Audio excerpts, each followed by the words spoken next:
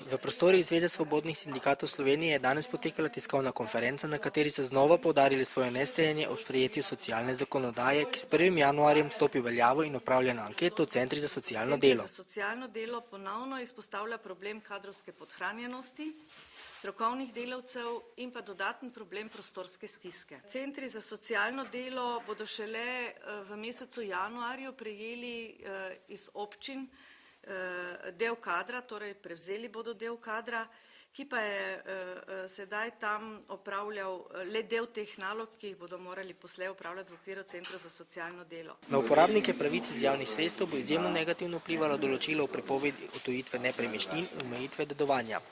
Še posebej pa opozarjajo na nepravilnosti informacijskih baz. Težave pri uveljavljanju nepremičninskega davka so samo eden takšen primer. Spomnimo se, ko smo dobili domov odločbe glede nepremičninskega davka. Ogromno pritožb, ogromno zavajajočih podatkov, napačnih podatkov je bilo v teh odločbah in seveda tudi ta baza gre v bazo, ki bo podlaga za dodelitev raznih socialnih pomoči.